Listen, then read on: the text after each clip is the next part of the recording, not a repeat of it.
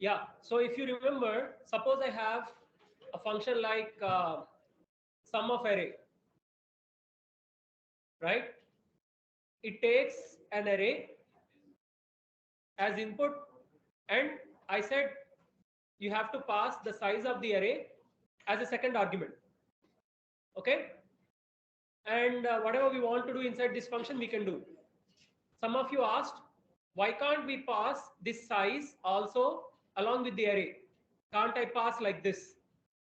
Right? Instead of two arguments, can't I pass the size along with the array? That was the question. I said you cannot do that. Yes, you cannot do that. But there is one condition in which you can do. The only condition is if you know the exact size. That is, if I know, say, the size of the array is 5 or 10 or 50, whatever it is, if I know the number, not the variable, only then I can pass it along with the array. Okay. If I don't know the size, if I want the user to give me the size and then create that size array, then I cannot pass that along with the array name. I cannot say a of n or a of size. I cannot pass a variable with that. Got it? If you know the exact number, then you can pass along with the array. If you don't know the exact number, if you want to pass the size as a variable, then you have to give it as a separate argument. Okay. So let's just quickly check how it works.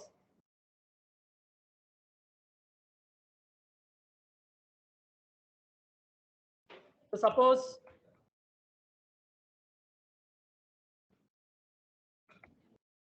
my function takes an array. Suppose I say its size is 5. I know its size. Okay, I can give it like this. And then inside the function, I will create some variable called sum. And then print I equal to 0, I less than 5. I know the size as 5. So I write directly 5. And sum plus equal to yeah, 5. There is only one statement, so I need not put brackets. There is only one statement inside the for loop, so I'm not putting brackets. Okay. Now in the main function, I declare my array. I can say b also. B of 5 equal to whatever 1, 2, 3, 4, 5. Okay.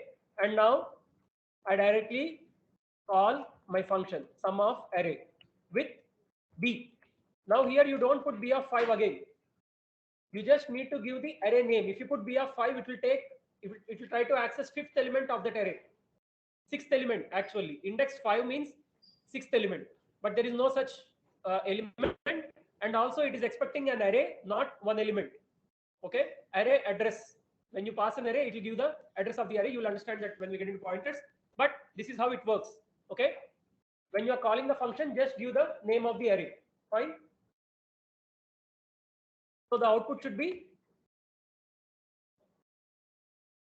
array is 1, 2, 3, 4, 5. What is the function doing? Sum of all the elements. So output should be 15. Adding 1 to 5, you will get 15. That's all. Right? Now, suppose I don't know the array size. All right. Suppose I replace this with some n. In my mind, n is the size of the array. But the computer won't understand that because it doesn't know what n is. Okay. So if you try compiling this, it will say n is undeclared. Okay. So if you don't know the array size, if you want the array size to be a variable, then you cannot give it along with the array name. You have to give it as a separate argument. Okay. And now in the loop, all we need to do is replace 5 with n. Okay.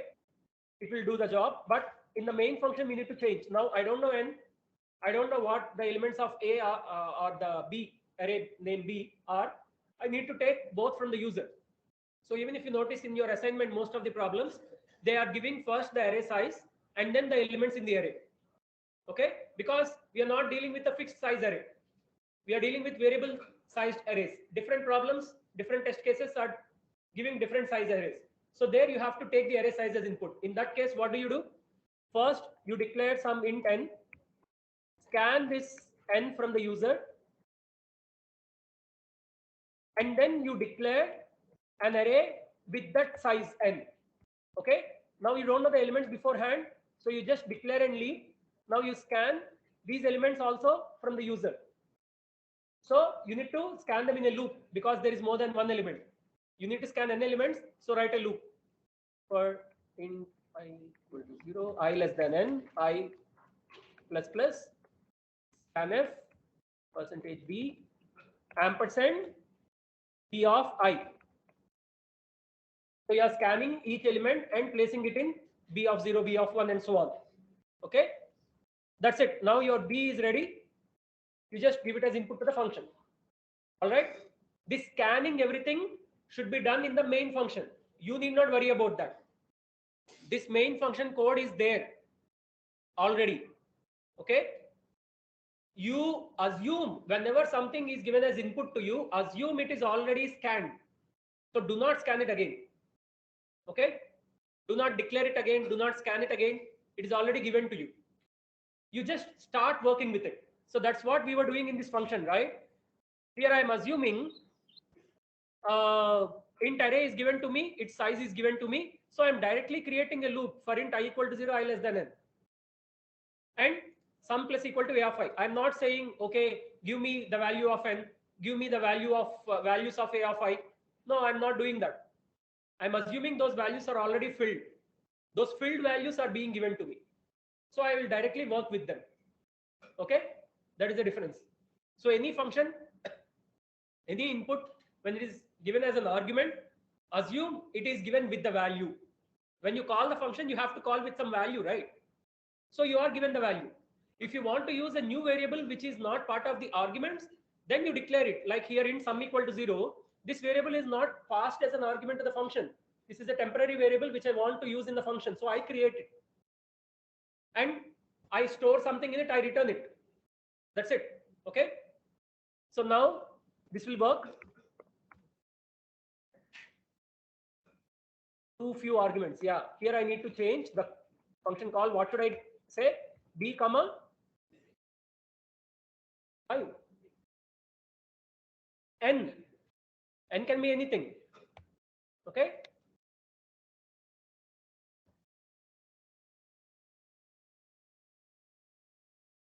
So I give n, I say 5. Now I say 1, 2, 3, 4, 5. It's 15. I can give n, I can say 4. Some 4 numbers I can give. It will add them and give me the result. That's it. Okay. So now I can deal with any size array. Earlier I could use only deal with only array of size 5. So it's like hard coding. But suppose I want to make my program more generic. Give me any size array, I will give you the sum. In this case, you have to take the array name separately and its size separately. If you know the size beforehand, then you can say a of 5 or a of 10 or whatever. If it is a constant, you can give it inside the array name. If it is a variable, you have to give it outside the array name as a second argument. Okay. And then you can also pass 2D arrays, 3D arrays, etc. as input to the function. And again, in this case, if you know the size already, suppose if I know it's a 2 by 3 matrix or 5 by 7 matrix, whatever it is, I can mention it as 5 by 7, and I don't need this argument. Okay. This is fine if you know the exact size of the array. But and this can be 2D, 3D, anything, 5 by 7 by 10, whatever it is. Okay, it can be anything. As long as you know the exact sizes, you can pass that entire 2D array, 3D array, 4D array, whatever it is, you can pass it to the function along with the sizes. But if you don't know the sizes, okay, now it is not completely flexible that I can pass a 2D array or a 3D array if I don't know any size also. No. In a 2D array or 3D array, whatever it is, you need to know the sizes of all the dimensions except the first dimension. If at all you don't know the size, that is the only option. So in this case, this is the only one which can be empty. And then you can pass this as the second column, saying int rows, which means number of rows are taken by the first dimension. Okay. The remaining sizes you have to know. You cannot give all these as empty and then say, okay, int rows, int column 1, int column 2, something like that. You cannot do like that. It will not work. Okay. Only in a single dimension array, you can give empty brackets and give the size separately. In a two-dimensional array, you can give only the first dimension empty brackets, but the second and third and all those dimensions, you have to give numbers. Okay, so either you know all the numbers or you don't know only the first number.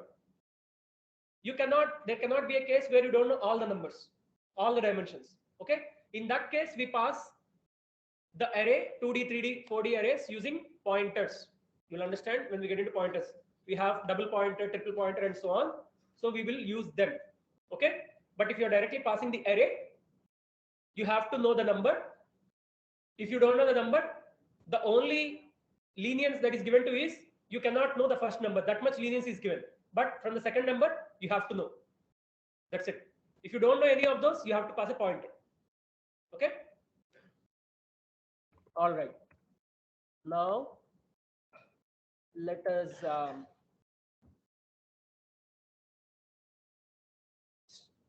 start next subtopic.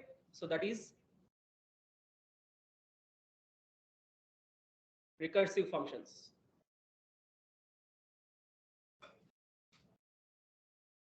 So what is a recursive function? What is the difference between a normal function and a recursive function? In maths, you know, na? What is a recursive function? Some examples. Can you give me any example of a recursive function? Huh? Pi. How is pi a recursive function? F of x is just a function.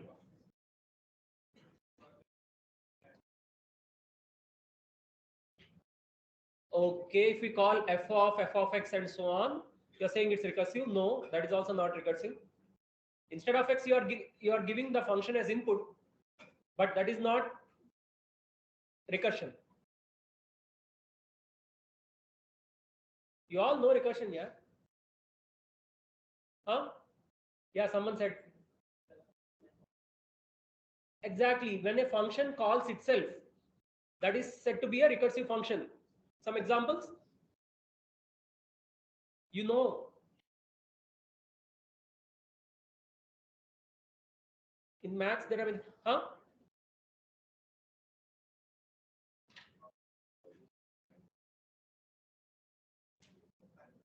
You see, that is not function call. That, huh? Sine of x. You see, that is, what do we say? That is one way of calling the function, but that is not in the definition of the function. When the definition of the function involves calling itself. See, even a non-recursive function can call itself. It's like, what do I say? I can say f of x equal to x square. This is not a recursive function, by the way. Now I can say f of x is what? F of x square. That is x square whole square. This is not recursion. Okay. What is an example of a recursive function?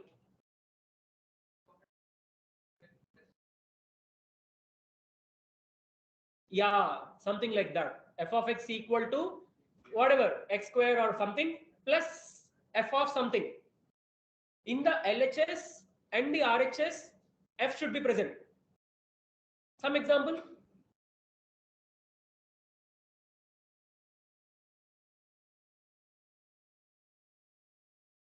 Yes. Factorial. Factorial. You all know this. What is the formula for factorial? N factorial equal to n into n minus 1 factorial. In the form of function, how do we write? Factorial of n equal to n into factorial of n minus 1. That's it. This is a recursive function. So to calculate factorial of n, you call factorial of n minus 1. To calculate factorial of n minus 1, you call factorial of n minus 2, and so on until you reach some dead end should be there, no? Otherwise, you will keep on going up to minus infinity. 1 or even 0. 0 factorial is 1. 1 factorial is 1. You can stop it anywhere, 1 or 0. Anything is fine. Okay? Another example. You can even do sum in a recursive fashion. Sum of first n numbers. Like earlier, just now we saw sum of n numbers. You can just write it in a loop using iteration, or you can also calculate sum of n numbers using recursion. It's a slight modification to the factorial function.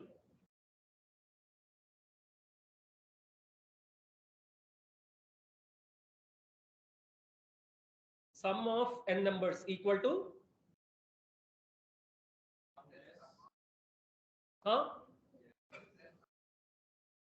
exactly n plus sum of n minus 1 numbers. That's it. Some function is giving you sum of n minus 1 numbers. All you need to do is add n to it. Now when you try to calculate sum of n minus 1, what will it do? It will take n minus 1, add it to sum of n minus 2 numbers, and so on. It will keep opening as and when it is called. That's it. Another example, it is given in your assignment as well, although you are not, you are asked to solve it using iteration. You remember? What? Huh? It's there in the previous assignment. It's a, no, that's sum of digits also you can do recursively. But, reversing. Yes, reversing also you can do recursively. But it's a mathematical function. These are problems which can be solved using recursion, but there is a proper mathematical function. Exactly, Fibonacci series. Fibonacci series is a recursive function. Can anyone tell me what is its formula? So fib of n equal to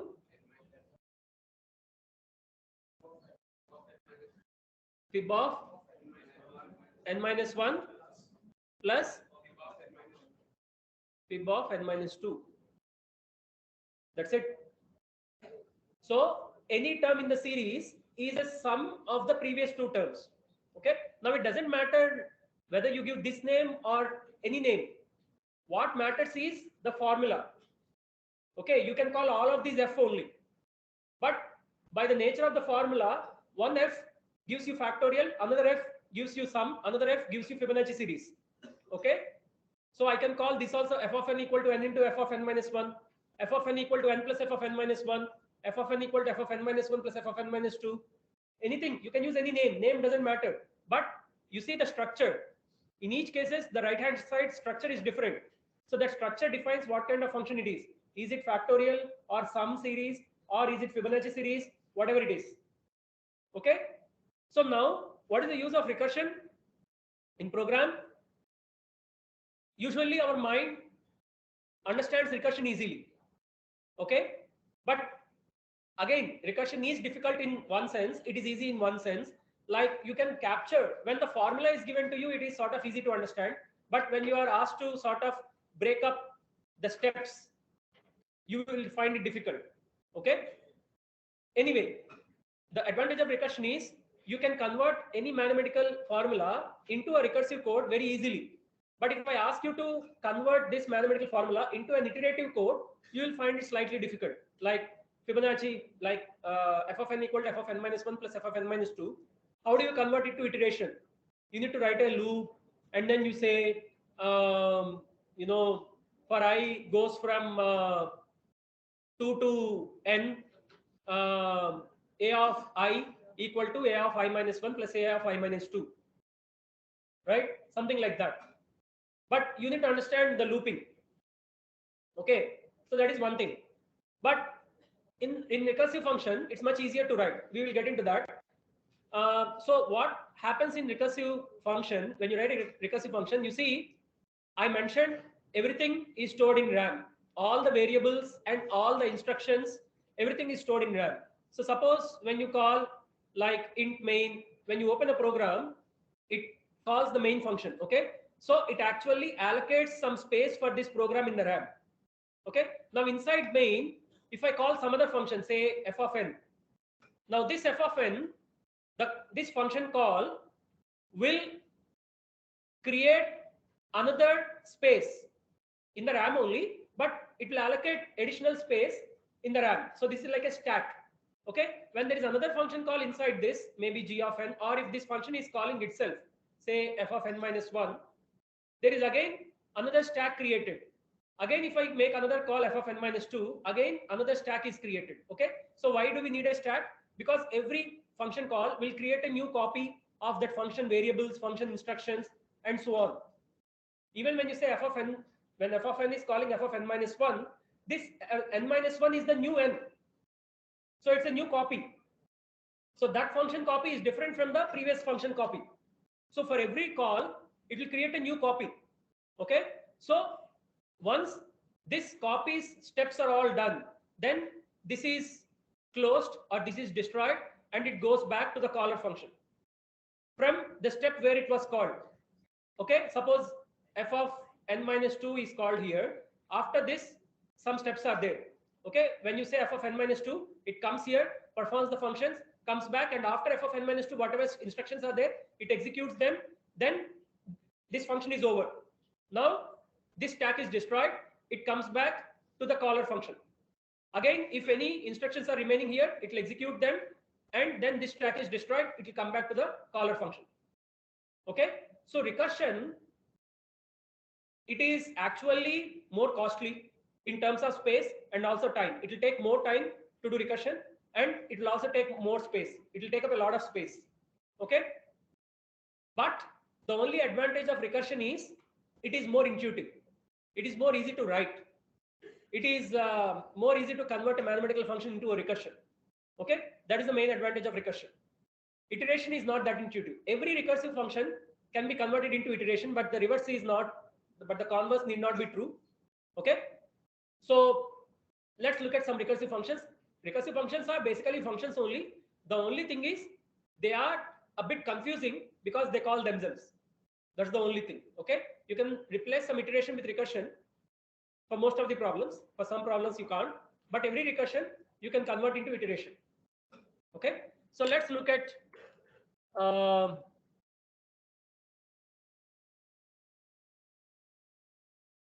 suppose let's look at the sum function. Okay. Sum, I give n to this function. Now what do I want this function to return? This will return n plus sum of n minus 1. As simple as that. That's it. Sum equal to n plus sum of n minus 1. You just put it in the return statement. Return n plus sum of n minus 1. Done. But will this work? Is there something missing? Yeah, we have to set the terminating condition. In any recursive function, you have to set the terminating condition. Imagine this is like a loop. In loop, you have to set the terminating condition, no? Similarly here, you have to set the terminating condition.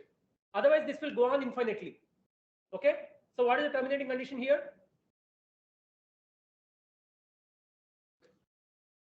Okay.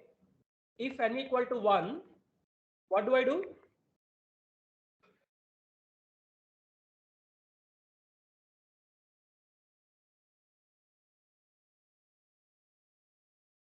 What do I do? Return 0. See, when you say n equal to 1, what does it mean? When will n be 1? When the function input value is 1, right? Whatever is the input given to the function, that is n. So if n is 1, it means somewhere you have reached sum of 1, right? So if you are in sum of 1, what should that function's value be? 1. So if n is 1, what do you do? Return 1. That's it. n equal to 1, return 1. Okay, that's it. You got the terminating condition, you got the looping condition. It's like a loop. It's not exactly loop, but the recursive condition. That's it. Now it will do the job. Now let's call this function in the main function. Let's say sum of first 5 numbers. Okay, 1 plus 2 plus 3 plus 4 plus 5. What is it? 15. So now output should be 15. There is no print statement in the recursive function, but it is returning a value to me. I take that value and print it in the main function. Okay.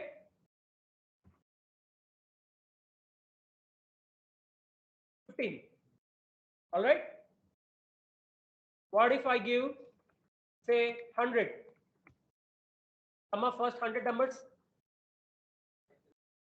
5050. That's it.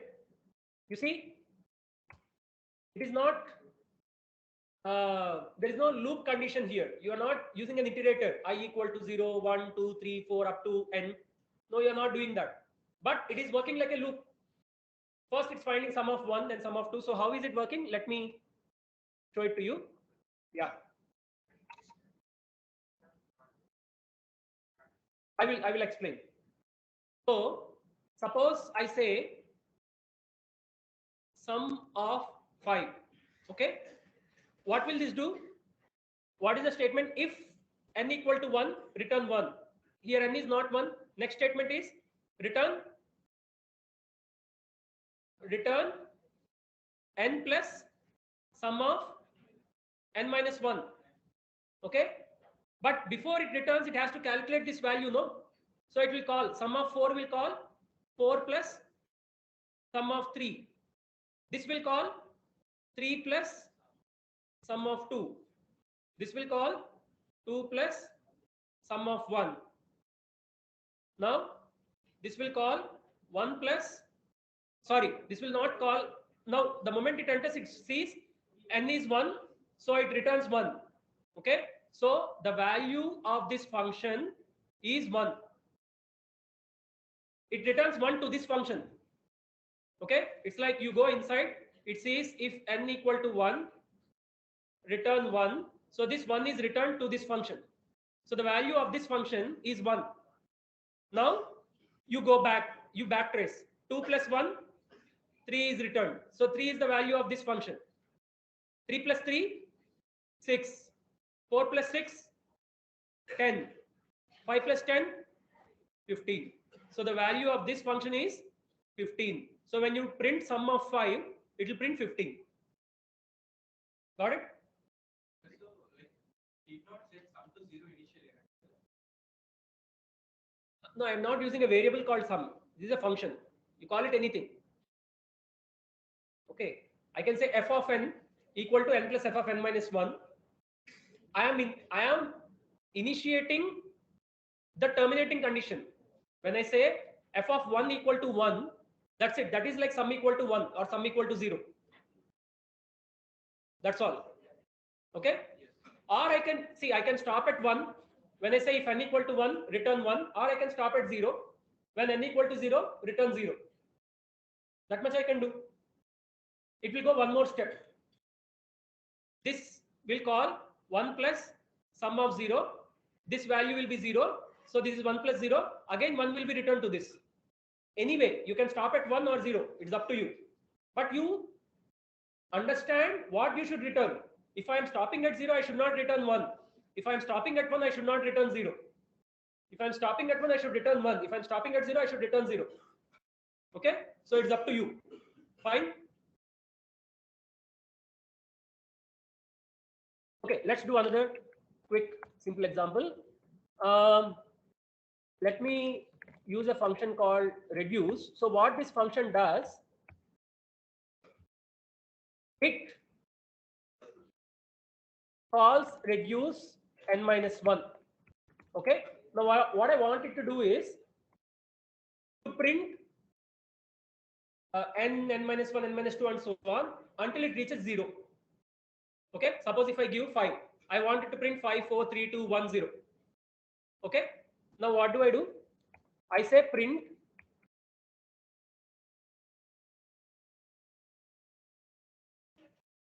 n and then call reduce n minus 1.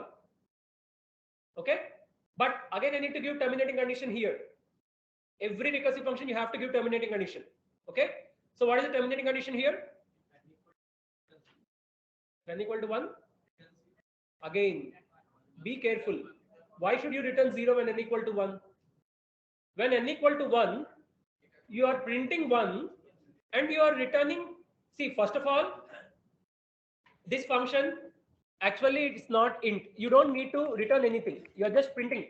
In the previous case, we were not printing inside the recursive function. We were calculating the value, passing it to the caller function. Again, calculating value, passing it to the caller function, and so on.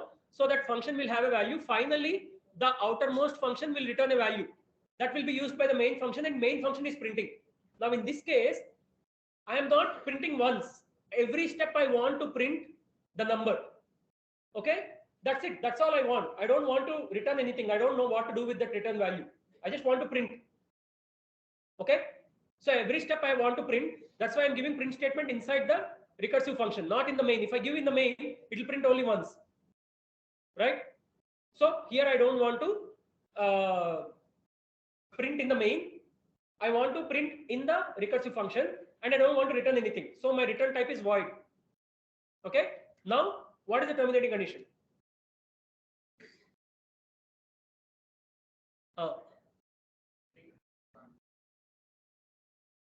I want to print up to 0. Exactly. If n equal to 0, print 0 and return. Do nothing. So if n equal to 0, now I have two statements, print and return. So I have to put brackets.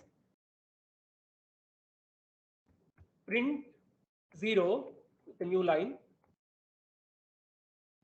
and return. You don't need to return any value. It's void. So just write return. Okay. Now that's it. This will work. Now in the main function, I need not print anything. I just call the function reduce with some number. Let's say 5 for now. Okay. So it will print 543210. Okay. Let's see. You see? What is happening? Quite simple. When I say reduce 5, it is printing 5 and calling reduce 4. Now this is printing 4 and calling printing 4 and calling reduce 3. In reduce 3, it is printing 3 and calling reduce 2. This is printing 2 and calling reduce 1. This is printing 1 and calling reduce 0. Once it goes to reduce 0, it sees that if n equal to 0, print 0 and return. Okay, so it just prints 0 and then what it does? It just returns to the caller function. What is caller function? R0. Okay, now after R0, there are no more statements in this copy of the function. Okay, so it has nothing more to do. It will just go back to the caller function. What is the caller function of R0? R1. In this copy, you already printed, then you called, that call is over, it came back. After this call, there are no more statements. So it just goes back to its caller. Okay, so it goes back here. Again, after this, there are no more statements. It goes back. After this, there are no more statements. It goes back. No more statements. It goes back. No more statements. It goes back to the main function. That's all. So it printed while calling one after another. While going down, it printed. It printed 5, then called next function. It printed 4, then called next function. It printed 3, 2, 1, 0, called next function. While coming back, there are no statements left. It just keeps coming back. That's all. Nothing more to do. Okay. Now let's modify this slightly. Suppose I put this print statement after the function call. Okay. Now what will happen?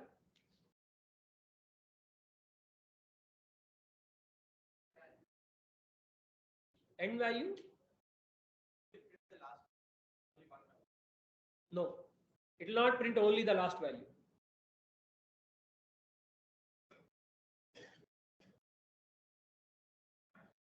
Okay, whenever you are in doubt, you try to write it. Okay, so first I call reduce 5. What it does, it calls, so let me write it slightly differently. I call reduce 5. So this function creates a new copy. It calls reduce 4. Okay.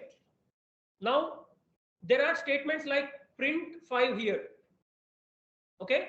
It calls reduce n minus 1 and then print 5, right? But even before it comes here, first it will call reduce 3. Okay. There is another statement print 4, but it won't come here until it finishes this function. Okay. So it will call reduce 2. Here there is print 3. But first this function should be finished. It will call reduce 1. Here there is print 2. Here it will call reduce 0. Here there is print 1. Here what will happen? It will print 0 and then return. This is all that is there, no? When r is 0, if n equal to 0, you print 0 and return. So it will print 0 here. All right. Now it returns to the caller function. Okay. Now in this copy of the function, only this statement is done. This statement is remaining. Now it will print 1. After this, any statements are there? No. So it returns after printing 1. So here it printed 0. It returned to this. After this, there is a print statement after the function call. It executes that. It prints 1. After that, there are no more statements. So this function copy is done. It is destroyed. It comes back to this. This statement is done. After this, next statement is to print 2. It will print 2. Now this function copy is done. It will come back here. This statement is done. Now this statement needs to be executed. It will print 3. Now this function copy is done. This statement, it comes here. This statement is done. Now it will execute this statement. It will print 4. Now this copy is done. It will come here. This statement is done. Now it will print 5. This copy is done. It will come here. This statement is done. In the main function, after this, there is nothing else. That's it. So it will print 0, 1, 2, 3, 4, 5 in reverse. Got it? So while coming back, it is printing. In the previous case, here, since the print statement is there before the function call, while going down, it is first printing and then calling the next function. That function is first printing and calling the next function. That function is first printing and calling the next function. So here, if the statement is before the function call, that statement is executed while going down. Okay. If the statement is after the function call, that statement is executed while coming back. When you give the print statement after the function call, first all the function calls are done. While coming back, the remaining statements are executed. So printing is happening in reverse. So first it's calling the lastmost function 0, then it comes back and prints 1, then it comes back and prints 2, and so on. Okay, so the order of statements in the recursive function is extremely important. Got it? So let's just see the result. So I put print statement after the function call. Now let's see how it prints. You see, now it's printing 0, 1, 2, 3, 4, 5. I gave 5, but it went up to 0 and started printing 0, then coming back 1, then 2, then 3, 4, 5. Okay, because function calls are given before the print statements. So all function calls are done. It goes until the end and executes the statements in the last function call, then the remaining statements in the last but one function call, then last but two function call, and so on. Okay, now let's make one more slight modification. What if I give a print statement before function call also? Now what will it do? Yeah, exactly. So while going down, it will execute the statements before the function calls. So it will print 5, 4, 3, 2, 1 and 0. It will stop. Now it starts returning. While returning, it will execute the statements after the function call. So it will print 1, 2, 3, 4, 5. It will print 0 only once. It will enter that function only once. Okay. So now See? So once you understand, the crux, you can play with it. You need to understand, if I put it before, what is happening? If I put it after, what is happening? If I put it before and after, what is happening? Okay. So the only thing with recursion is it is easy while writing, but it is very difficult while debugging. You have to write every step on paper. Like just now, only 5 numbers we took, but so many steps we had to write, right?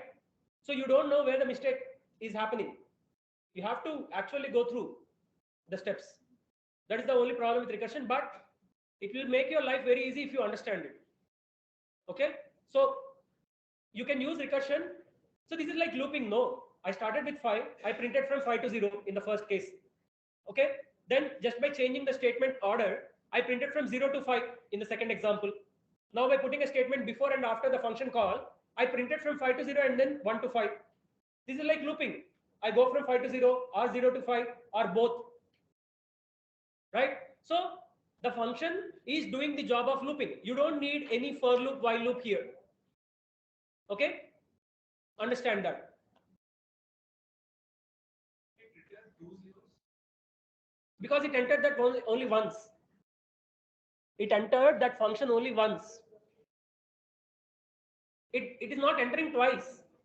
Yes. When you entered 0, there are no 2 print statements in that. Yes. There is only 1 print statement there.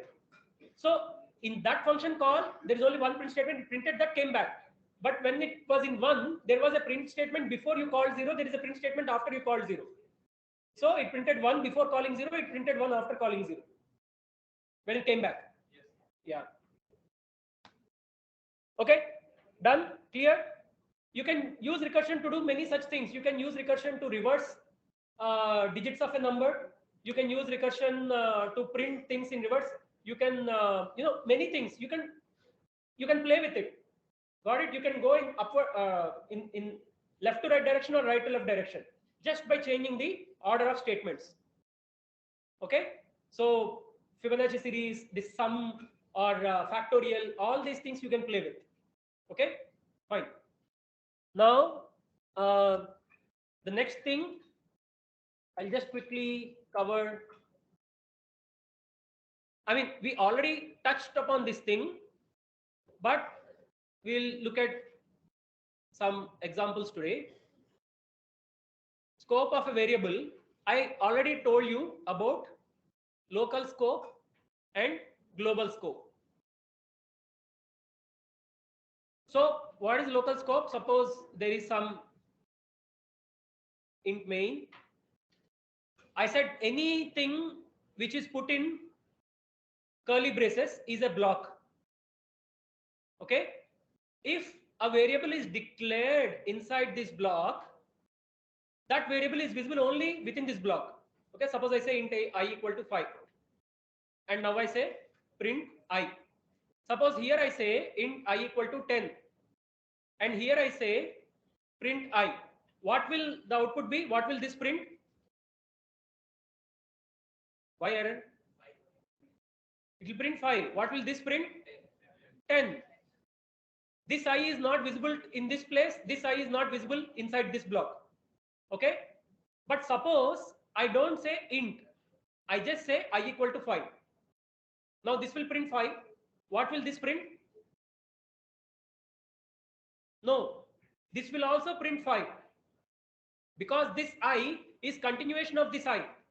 It is not a new variable. Only when you say int I, it will create a new variable in that block.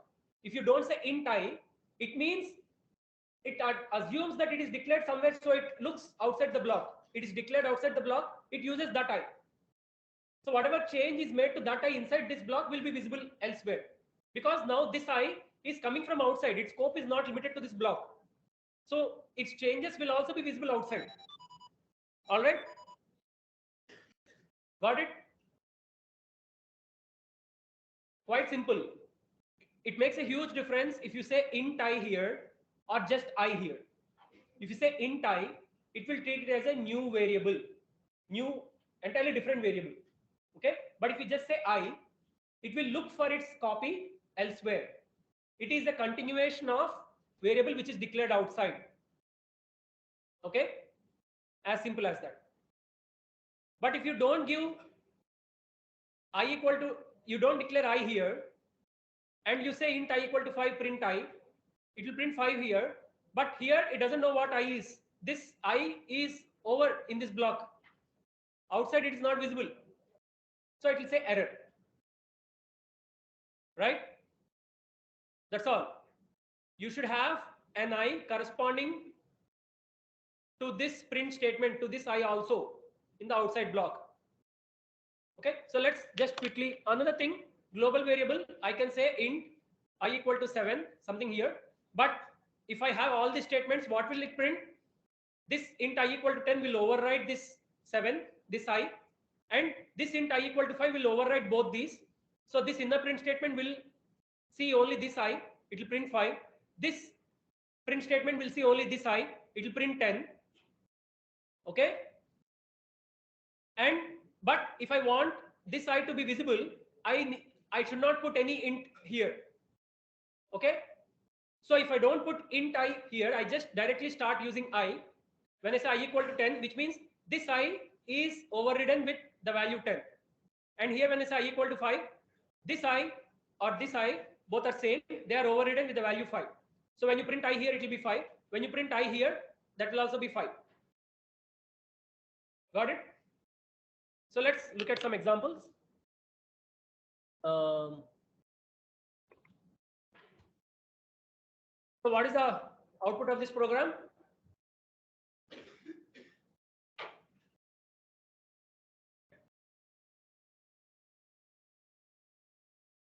How can it be 10?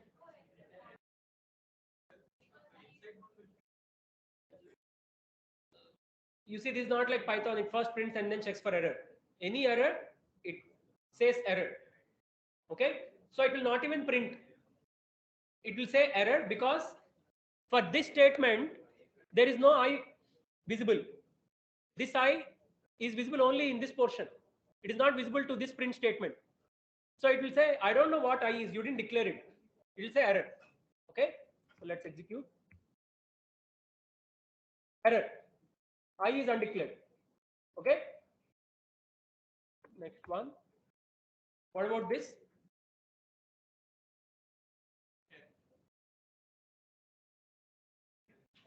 10. Right? The internal copy is not visible to the outside print statement. It will see only the J declared before the block. That is 10. So it will print 10. It's just a warning you have not used. That's not an error. So it printed 10. Okay. The inner J is invisible. What about this? You see slight difference between previous code and this code. In the previous code, we said int J equal to 11 in the inner block. But now we just set J equal to 11. So it uses the outside J only. It overrides it with 11. So outside copy is overridden. So even when it comes outside, it will see that overridden copy. That is 11. Okay.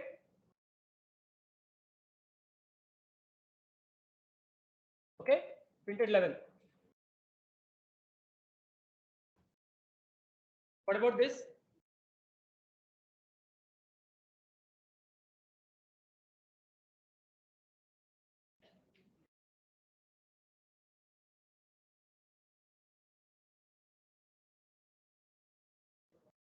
Hmm? 0, 1, 2, 3, 4, 5.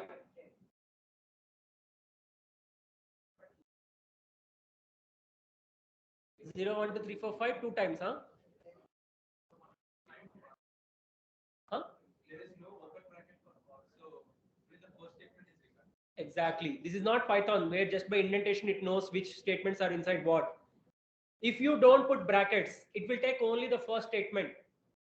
So only the first printf is inside the for loop. Second one is outside for loop.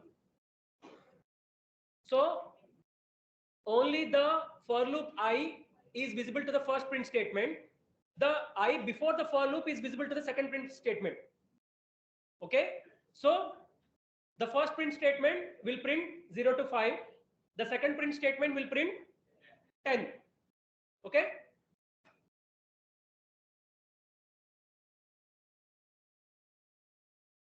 Fine?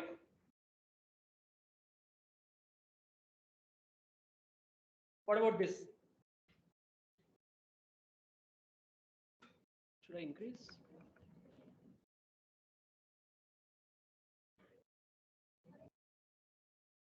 Hmm?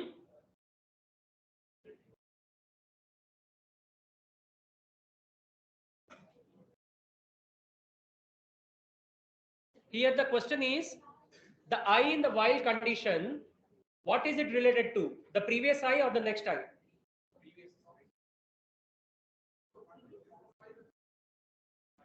What? 1, 2, 3, 4, 5 and then? No.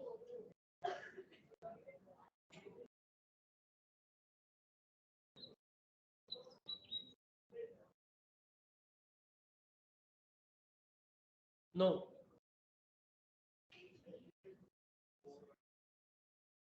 Charit always gives right answers. Infinite loop of what will it do in the infinite loop?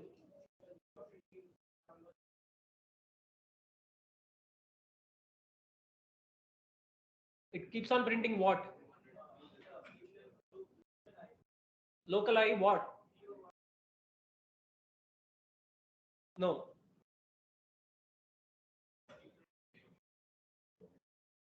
You see, every time the loop starts, all the statements in the loop will be executed. Every time the loop starts, I is initiated to 0. Exactly. Every time in the loop, it will print 1 only. And this will go on doing because the condition I in the condition is 4. It is related to the previous I. That previous I doesn't change. That is always 4. And 4 less than or equal to 5 is always true. And since this condition is always true, all the statements in the while loop will execute infinitely. And every time it enters the loop, I is initiated to 0. It becomes 1. It prints 1. Again, it's initiated to 0. It becomes 1. It prints 1. So the outer condition is always true. The inner value is always 1. So it will keep on printing 1 forever. It will never come outside the loop. Okay? So let's check.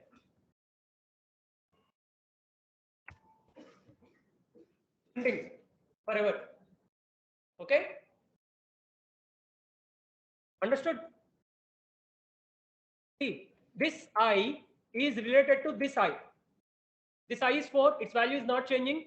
And while 4 is less than or equal to 5, it will remain like that. Okay? This I becoming 0 will not affect this I. This I is 0. It becomes 1. It will print 1. It will not, even if it affects, it will, the loop is always true, right? So first of all, it will not affect. The I in the while condition is related to the previous I. Okay? All right. Let's quickly check 2 more. So what about this?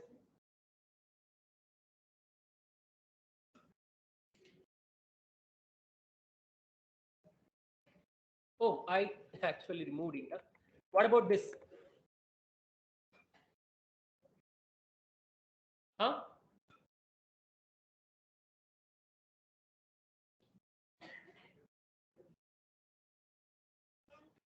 I just mentioned to you a while ago.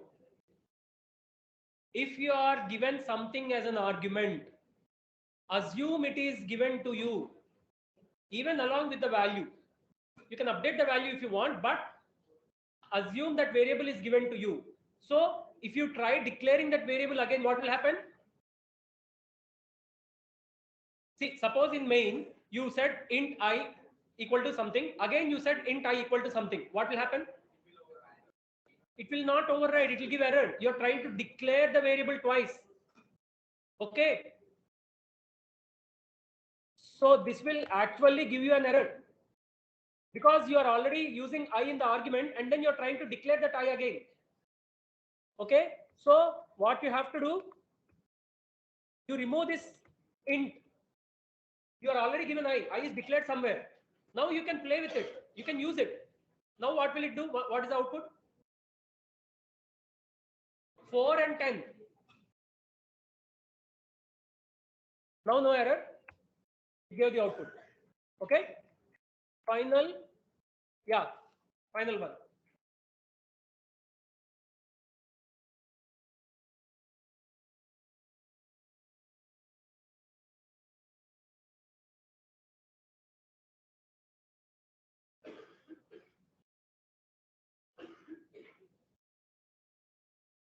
Why error? Huh? Okay. First, you always start with main. I is 4 here, and we are passing this 4 into function. So here j is 4. Okay. Now inside the function, you are declaring a new variable I. Okay. So this is 10, and so this is 10 plus 4, 14. Okay. So this function will return 14. And now function 1, you're just calling it. And inside this, you're not passing any variable, but you're saying return I. What I is visible to this? Global I. That is 2. So this function will return 2. So 14 plus 2, 16. Okay. I'll share these codes with you later. Fine. Yeah. So we are done with scope of variables also. Yeah.